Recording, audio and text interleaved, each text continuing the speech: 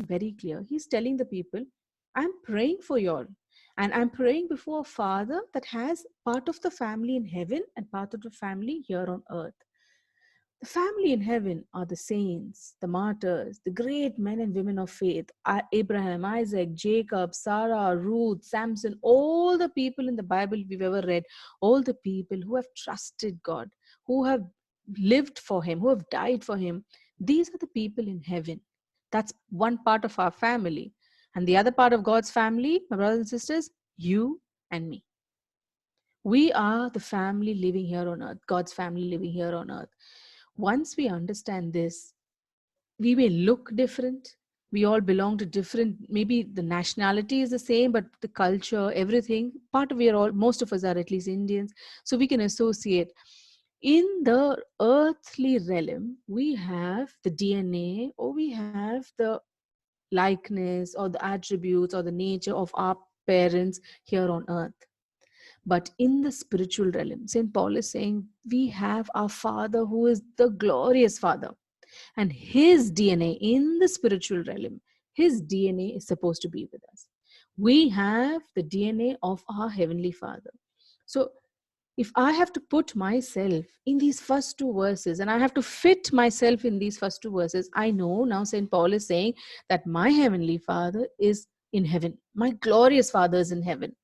And my brothers and sisters, my cousins, my extended family are all living in heaven, great men and women of faith who have actually seen and walked with God. They are the kind of family I belong to. And I always give this example to put yourself, just imagine if you were related by blood to the Sheikh of Dubai, or anybody, whoever it is, the highest authority in where we are living in the country. If we are living when we know we belong to the family of the royal family, how would we walk? How would we live our problems? How would we day to day in our offices, in our families, when we go out on the road, how would we walk? Would we walk with defeated, rejected, like we are lost, we are nobody, like beggars? Or would we walk like part of the royal family? If we can understand this, what St. Paul is saying, it makes so much of a difference. We need to know who we are. Now, this is something I struggled with a lot of many years to understand who I am. I don't have time to give my testimony, but if you actually, I can tell you frankly, is I went through years feeling lost, feeling afraid, feeling like I couldn't associate myself. I couldn't identify myself, who I am, what I am. I mean, smallest problems would shake me. Smallest problems would bring fear into me, and I would not know how to face it. What would I do? How will I overcome these fears? Where am I going to go?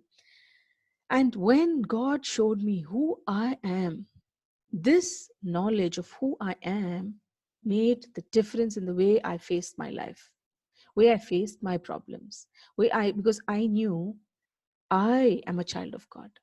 I am a child of the King, and I'm safe in my Father's arms. You know, there is a beautiful hymn also like that, that I'm a child of the King and I'm safe in my Father's arms. When that knowledge came to me, the understanding came to me, it changed the way I looked at life. It changed the way I looked at my problems, my health issues, whatever obstacles came my way. You know, and he says, the next verse, you know, where he's going to the next verse where he says, may he strengthen you in the inner self through his Holy Spirit according to the glorious riches of Christ. St. Paul understood one key thing to living a victorious life, and that is God doesn't see like how man sees. It's written in the book of in Samuel, 1 Samuel 16:7, where it says, God sees the heart. The man sees the outside appearance, but God sees the heart. So St. Paul understood that the heart, the inside of the person, is what God sees and what is important. For him, he understood this very, it's a key to this kingdom of God. It's a key to us living a victorious life, to know that what we are inside, what we really feel. It has to be important because God says, the word of God says, God sees the inside. And here St. Paul is praying for the people that he says, you need to firstly know who you are, who your family is, what is your DNA, and you are a child of God. And he says next, and then he's praying, he's saying, may you be strengthened in the inside with the Holy Spirit, with the glorious riches of God. We all know God's glory can never be limited. It can never be understood. It can never be we can't even imagine where it ends. We cannot differentiate or put a finger, and we cannot say this is only God's power or only God's riches. No, it's beyond one can ask, beyond what we can think, beyond what we can imagine. So when his glory is so unending, his glory is so magnificent, his glory is so glorious, that glorious strength and power is available to you and me today. And it has to be in the inside, not on the outside. Outside, we may look at things, outside, we may feel scared, we may look at, but what happens is inside, when this realization comes to us that who we are in the inside, is when things will change in our life. Even at this darkest time where we feel this COVID-19, this lockdown that we are in, this thing, that uncertainty that we are in, we have so many things to be worried about. All these things around us and outside of us we will get the strength to handle it. It's only if we are inside strong. Again, I'm one of those people who would like to be very honest in my faith, and try to tell you that though we all claim to be spiritually in the renewal, I myself claim it to be in the renewal, and I know the Bible, I know my word of God, I know everything. However, when there are certain times in my life as well, I fail in this area. When I am faced with problems like the Red Sea, just like the people, when they were faced with the Red Sea, they grumbled, they feared. And I don't have the courage, I don't have the faith like Moses when he obeyed with, even though he saw the Red Sea, he saw the Egyptians behind them and people grumbling at him. He had all these problems. He was surrounded by problems. He had the Red Sea in front of him. He had the Egyptians behind him. He had either side of him, he had grumbling companions, and he had nothing but just a staff, a stick that he had. But in faith, he raised up that stick, and in the name of God, he parted the Red Sea. But when I myself sometimes am unable to take up my staff, my authority given by God, and part the Red Sea in my life, I'm not able to do that. And when, like Sarah and Abraham, when they were promised, and Abraham, when he was promised that he would have children, he was beyond the age of having a child. Sarah was also medically beyond the time when she could bear a child. Yet he had one faith that whatever God told him, it would happen. But I fail. In life, I fail sometimes. Just like us today, we are unable to, we know that God has the power to remove the virus. God has the power to restore the economy. God has the power to give us our job back, to see every need of ours met. We know it. But are we able to believe, even though we see things around us not going the way God says it will happen? We as children of God are unable to take God at His word, because one day we can take it, 2 days we can take it. Now, when the lockdown started, at least for me, I'm talking about, I work in a bank. So 25th of last month, 25th of March, we were told for 1 week we will shut down. Now it's almost going to be one over a month. And every day we are wondering when the branch would be open, when our office is going to be open. And certain parts of the bank that I work in, we can't work from home. We have to just, it's like we're all on annual leave or loss of pay, whatever it is. But you need to understand, we don't know. We don't know, but God says He is there. But how long? How long can we hold on to God's word? And that how long is depending on how strong we are in the inside. If we are not strong in the inside, we do not recognize who we are, then the outside circumstances will get to us, eventually will get to us, will make us weak, will make us tremble in front of all these things when we hear the news. I was just sharing even the same word of God I was sharing with the other day also. And I was saying 10 days ago, I told my husband, we decided that we are going to stop reading the news on a minute by minute basis of what is happening with the coronavirus. We said, we know the coronavirus is there. We know that half the world, more than half the world is under lockdown, all economies are crashing. World is going to a place where we don't know where it is going, when we're going to come back. We said, to know the economy, to know what is happening as knowledge, yes, we'll read the papers, we'll read the WhatsApp messages, but we are going to leave it at that 5 minutes or 10 minutes, and that's about it.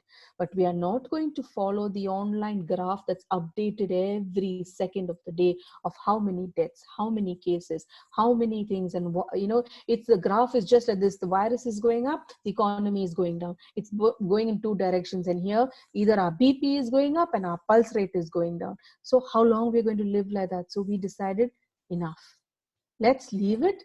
We'll focus now, change our focus on what God has to say about this. Let's focus on what He has to tell me about this. There has to be something that He wants to tell us even through this. Okay, so let's leave it at that.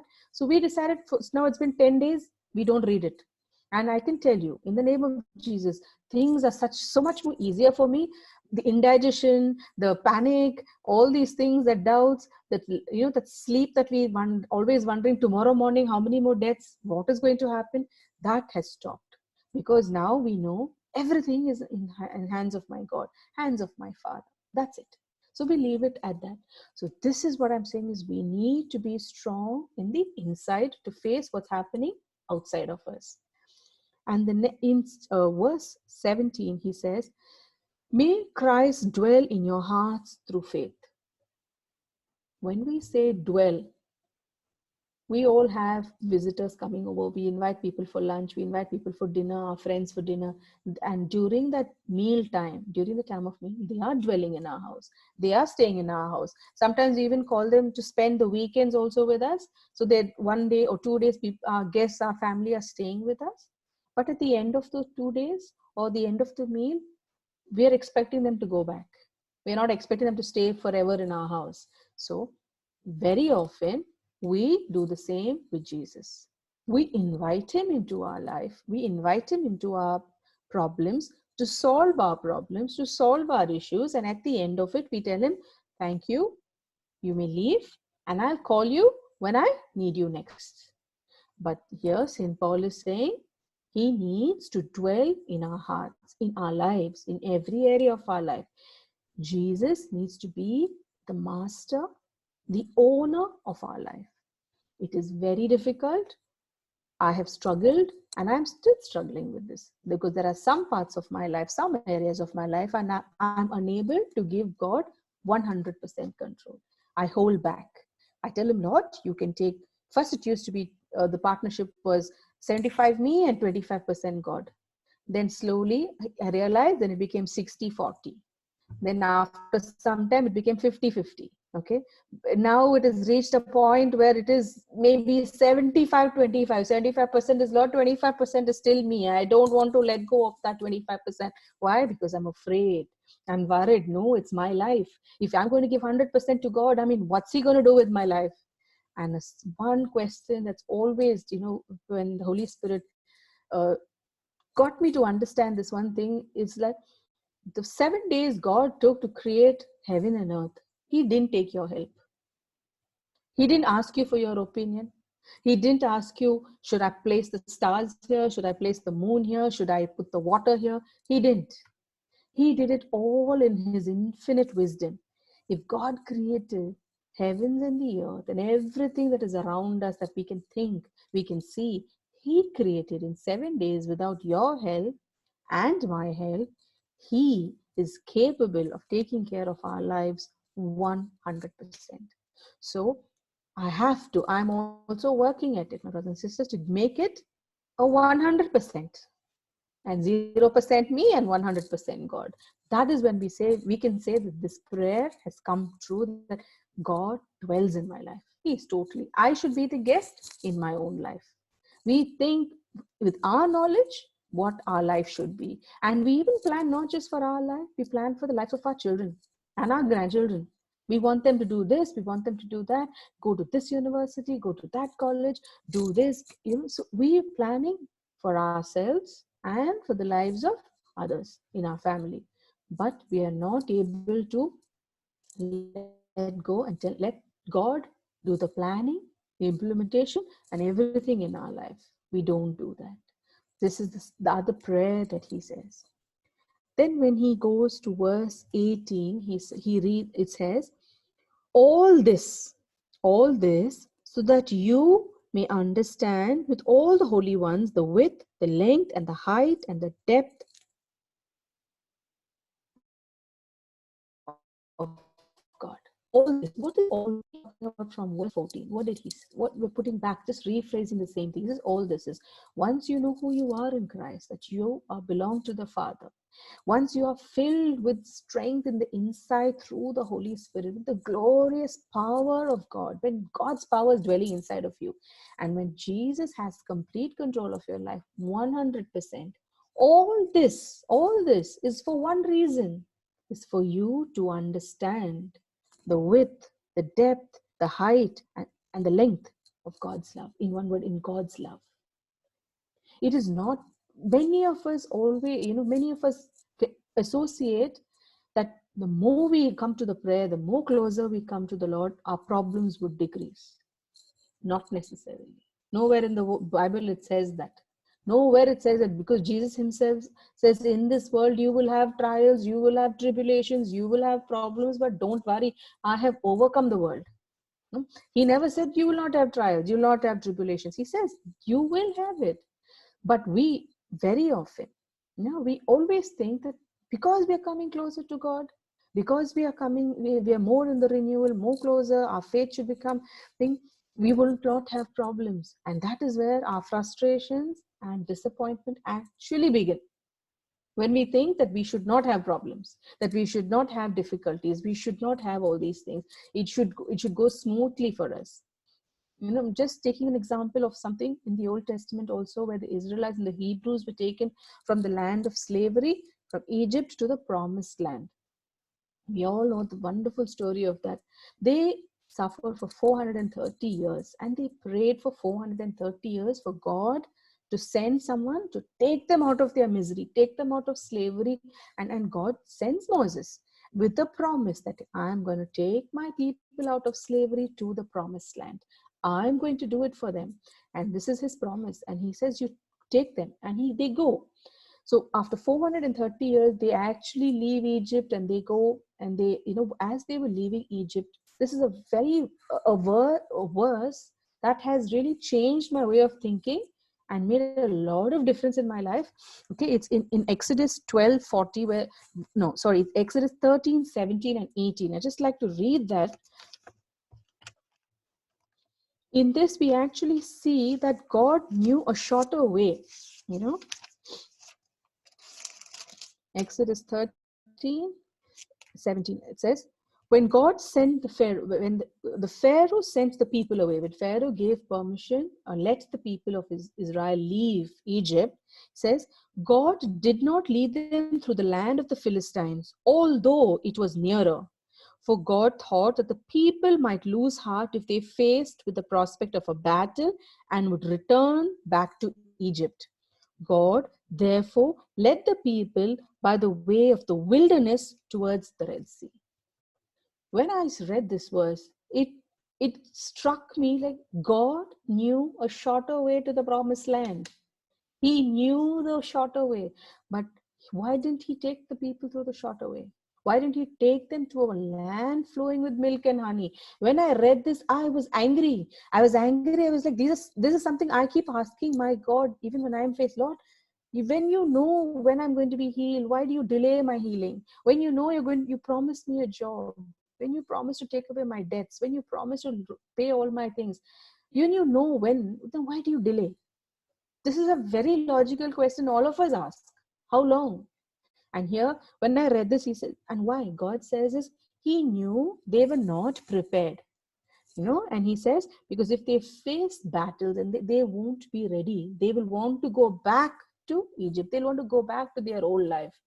So today, we are all praying. I was saying all of us are praying for the lockdown to get over, for us to be back to normal. We all of us are doing that. Like these people, they also prayed for all these things. However, in this time of wilderness that we are going through, we also need to understand maybe God is training us. Maybe God is preparing us for something. Maybe God is trying to teach us something. And what is that? Maybe we are not prepared yet.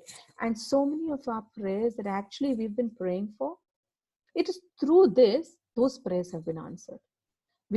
I always say the teenage mothers, and we always wanted our youngsters to spend more time with us at home.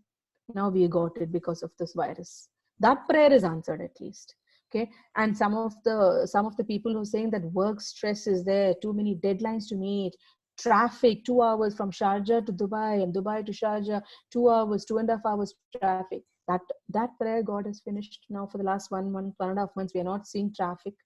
Okay, those families that are, some husbands have always, I have at least seen some husbands complaining that their wife have no time because of work and everything to cook for them. Today we have no options. Hotels have closed, wives are cooking. Okay, wives who are always saying husbands don't help at home because they are busy in the office, they have no time at all. I'm telling you myself, my husband's job requires him to travel a lot. So he travels very often. When he's in town, his work, his thing is so, he of course helps her, but there is to be a thing that I wanted him to spend more time with me and the kids. That has happened. So all the wives who have been wondering, praying that Lord, let my husband help me in the house. Today he has no option. Maybe we don't have the maids coming also, so we have we are the maids of our own, we are the chefs at home, we are everything. So we're all, I know it isn't to make things light, but what I'm saying is we need to also look at, there are prayers that have been answered through this, have been answered. We've always wanted to spend more time in prayer with our family, which has been answered today. Today we have no option. We don't have a thing. The only thing we know right now is do it.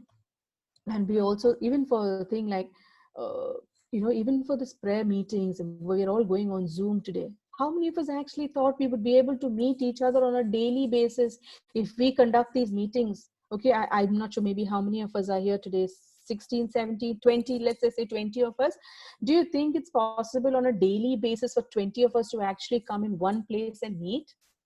Practically it's very difficult because of work, because of children, family commitments, traffic, everything, whatever it may be. But today, through this virus, we are able to actually meet. I think you all are meeting almost every day. Same way, I come from another prayer group, even we meet every day. We have intercessory every day. So intercessory used to be once a week. Now intercessory has become a way of life for us because we are desperate. We are in desperate situations now. Intercessory has become like second nature to us. Right? We're praying for each other. So these are all things that we need to look at. And don't worry, yes, the other things are important, but I'm just saying, in this time of wilderness, God is preparing us for something. Okay. And the next thing, what he's in Ephesians, we're going back to Ephesians.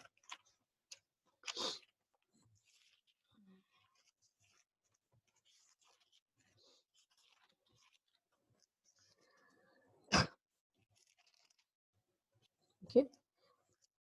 In verse 19, he says, so that you may know the love of Christ that surpasses all knowledge, and that you may be filled and reach the fullness of God. So after his prayer is all this thing, he says, when after Christ dwelling in you, you will, all this is for you to only understand God's love. And there is a thing. And he says, and this love, when you know, it surpasses your understanding. Again, just to make this little relatable to you all. We all have children. Like I have a child. When she falls sick, I take her to the doctor because I know she's sick. I understand she's sick. I may not, so I need a professional help, because now I'm not talking about a regular cold and fever, but I'm talking something a little more than that. I take her to the pediatrician. He looks at my daughter. I just have to tell him the symptoms. He just does a brief examination. He prescribes the antibiotic and he tells me this is what needs to be done. He's a doctor. So he knows about my daughter. He knows about her. He knows about her sickness. He knows about her symptoms. He knows what is the antibiotic she needs, how much of what she needs on a daily basis, when she's going to be cured. He says, if he doesn't see an improvement in so and so day, come back to me. I'll change the antibiotic. So that doctor knows my daughter. However, it's me who comes home and ensures that I feed that antibiotic to my daughter. I'm the one who holds her at night when she's burning with the fever. I'm the one wiping her down so that her temperature comes down. I'm the one when she throws up who's cleaning up and holding her, saying, "Don't worry, don't get scared." So that doctor may know about my daughter, but I know my daughter. There is a difference between having knowledge about somebody and having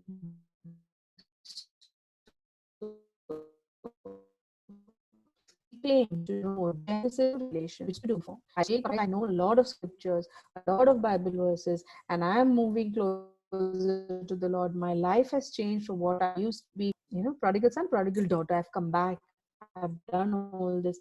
But when the love of God moved from my knowledge to my insight, to my heart, to know that God loves me. He won't let me fall. Even if he lets me fall a little bit, it is for a reason, for a purpose. Everything in my life is for a purpose. It is for my good. He will never harm me. He will never forsake me. Even if he lets me go in through that wilderness, to that land flowing of milk and honey, to my blessings, it may take a little longer than expected. It's okay. He knows it. He has everything under control. He knows it. He will take me to the land. He will take me to my blessing. That assurance comes when we know that God loves us. Just to, again, to make us understand, is when we're teaching our children cycling. Yeah, when I teach my daughter cycling, obviously we will take her to a place that is not on the main road. We will never take our children on the main Sheikh Zayed road or son to the main Sheikh Zayed road or there where we can just stay and have a park, something where there's less. Even if she does fall, she won't hurt herself too much. So I hold, and there are training wheels on that cycle. Even if there are no training wheels, I hold her. But for her to get that balance to cycle, I need to let go. When I understood this concept, that sometimes God lets me go for me to get my spiritual balance, for me not to always cycle on those training wheels. There are two wheels at the side of a thing called training wheels. We love, that's our comfort zone. We go through life in our spiritual walk with those training wheels. We want people to always pray for us. We want always people to spend time in interceding for us. It is important. Yes, please don't get me wrong. Intercession is very important. We need to pray for each other. But my only thing is, we can pray ourselves also. But many often we fear that my prayer, God won't hear. Somebody else's prayer, God will hear. So I'll rather sit in that home, think of my problems, dwell in my problems, look at my credit card bill, look at my loans, look at all these things and get depressed, and then give the responsibility of praying for my problems to somebody else. God doesn't want that. God saying, you can also pray, right? But we don't. We spend our time looking at our problems. We spend our time looking at the Red Sea in front of us. Just like the Israelites, they grumbled. Every step of the way, they grumbled. 11-day journey took them 40 years. 11-day journey took them 40 years. And I always, if I was telling the youth also the other day that put yourself in that position. With your grumbling and my grumbling, would we have taken 40 years or maybe 100 years? Aren't we now in that same wilderness, all of us in our own houses, stuck, lost? We don't know the way. We are in a wilderness. And the only one person that's standing against, in between the promised land and the block, is nobody but me, myself. This is a fact. The only person that is a block, standing as a block between you and your blessing is you yourself, because you don't trust God. He will let you walk around that wilderness till you know that God, take me, take me to the shorter way. Why to struggle? Why are we struggling? So doesn't matter. Don't spend every moment of your day now asking God when he's going to take the virus, when is this lockdown going to get over, when are things going to get normal, and when is my business going to pick up, and when am I going to get my job, or when, how, why, where. That is not our concern. But today here St. Paul is saying, change your focus. Change your focus. Okay. So once we have, he says, because then when you understand this love, not with head knowledge, but in your heart, you will know he will never leave you. He will never forsake you. And you will reach the fullness of God. It's there. It says you will reach the fullness of God. When the fullness of God is there inside of my life, the glory of God in my life, this inner strength, I am so strong of, I am my father, I have a glorious father. When all this is inside of me, I will never bother. I will never want to know when the virus is going to happen, when, which country scientists, even I think just 10 minutes ago, some beep came. I just roughly saw, when these alerts come, I was just wanting to see what time the meeting starts. And I just sent a message to brother Vijay as to, can you please share the link with me? Because I saw that he had not sent the link. So while just chatting with him, there was a pop-up that says that the country has found a vaccine and thing. So I was tempted to go and read it. I said, no, let it be. When it happens, it will happen. It will come in the front line. So let me not get distracted by small things, but change our focus. Change. Okay, what? No matter how, as bad as those Israelites were, they had the Red Sea and they had nowhere to go. And the first thing they told Moses was, Moses, let's go back. Let's go back to slavery. They were willing to go back to slavery, seeing the Red Sea. They didn't want to attempt. And for 430 years, they prayed. And with the first problem, they want to run back. I can understand, my brothers and sisters, it's not easy for some of us to be stuck in a room where family is really sick, stuck in back home, and we can't meet them. I understand all these problems, but again, always look, there is Red Sea and there's Egyptians behind us. And Moses took up his anointing in the name of Jesus, and by faith, he parted the Red Sea. So today, if you and me need to overcome this, we have to take up our anointing. We have got to take up God at his word and says he loves us and he will never forsake us and he will help us. And with that is the only thing that can part that Red Sea for us. And in verse 20, this is a verse that's very close to my heart, which is a verse that I love a lot. I've loved it for many years, maybe. Okay, it's one of those few verses that were taught to me when I came to the renewal. Ephesians 3:20. God will show his power and he will do much more than what we can ask, think, or imagine. This was one of, when you come to the renewal, there are key verses, important verses that they teach you, and they tell you, please by heart it and learn it inside. Yes.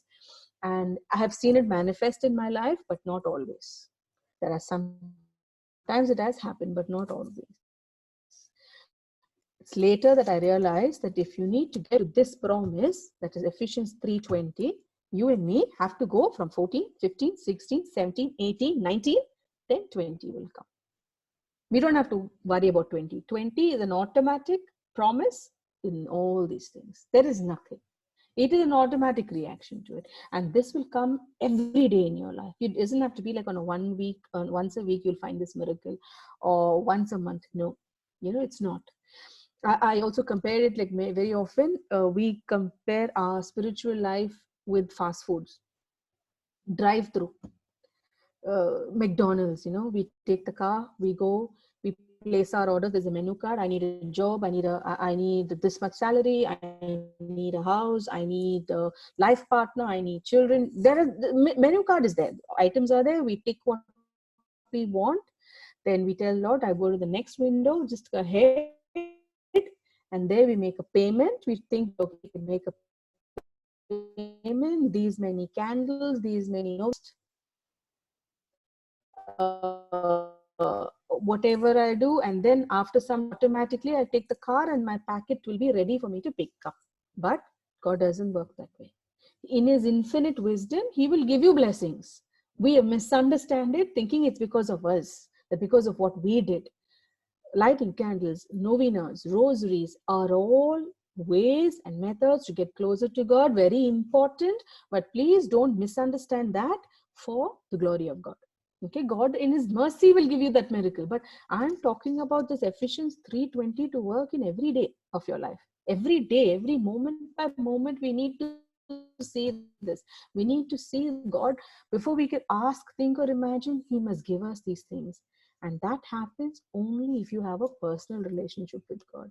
Only you don't look at it like a long distance relationship. Like I said, when you want him, you call him. No, he needs to be there always. He needs to know. He will know exactly what we ask, whatever we need. You know, I always, I told you my husband travels a lot.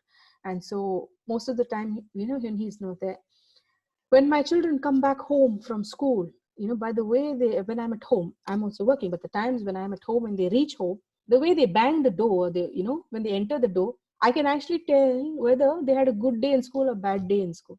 You know, the way they actually close that door. And when they close that door and I say, hi Ria, how was your day? They normal, yes, it's okay, mama. But the way they close that door, I'll tell my husband, she's had a bad day in school. And he says, how? I said, did you hear the way she closed that door? He says, no. I said, you didn't hear the way? He said, no.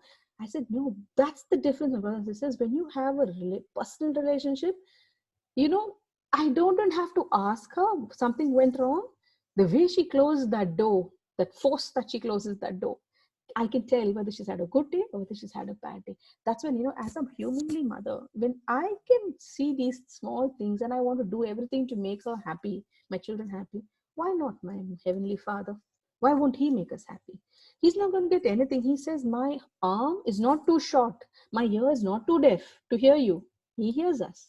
His arm is not too short, but we have to be mentally prepared to handle our blessing. When you're spiritually stronger, mentally prepared, he will give it to you, brothers and sisters. So today, in our wilderness, irrespective of whatever we are going through, I encourage you, this prayer that St. Paul made for those people, let that be our prayer on a daily basis. Lord, give me the strength to recognize who I am. Let me not live defeated. Doesn't matter if you don't have a job right now. You don't know how to go back home. Your visa is expired. How you're going to pay the, you know, the fines to exit the country. These are all technical things, yes, but you also need to know who you are. Like I said, think for a moment, if you were Sheikh Mohammed's cousin, you think that fine he cannot waive it off for you? He just has to call somebody. You will be back home next day. A 3-hour flight into India. It's possible. You can be on a flight 3 hours, right? That's what we have the terminology called vasta in Arabic. We need that. We have, my brothers and sisters, we all have that vasta with our Heavenly Father. He's saying, you're my child. Use my authority, use my anointing, use my power. It's available. But we don't. We love to live defeated. We love to live like beggars, you know, with a begging bowl. I've lived like that until I realized I don't need to beg. I don't, my daughter, I don't want my daughter to come and beg for something, right? She doesn't, I don't want that. If I don't want that as a human mother, why does my father want me to beg? No, he doesn't want me to beg. He wants me to know confidently.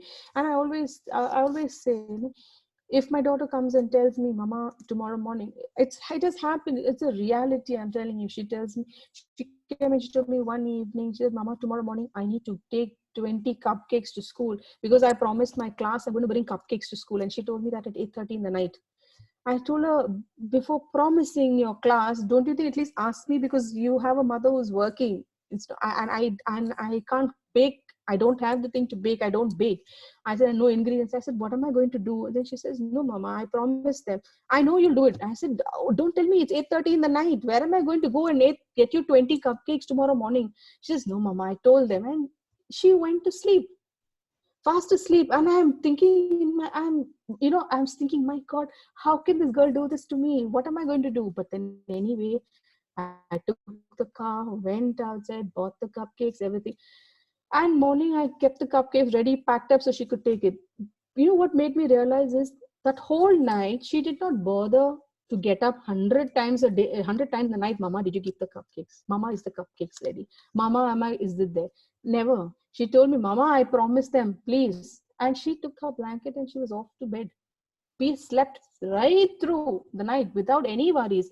Got up so confidently, and she saw the cupcakes on all packed up neatly to take to school. It didn't seem like a big thing for her. I realized she had that simple trust that since she told her mother will do it for her. Somehow. She's not worried. She's a child. That's what Jesus said, no? Come to me like a child. Jesus, God, I don't have a job. I'm struggling today. I'm really struggling, Lord. I can't provide for my family. I can't. This is my problem. And let go. Let go.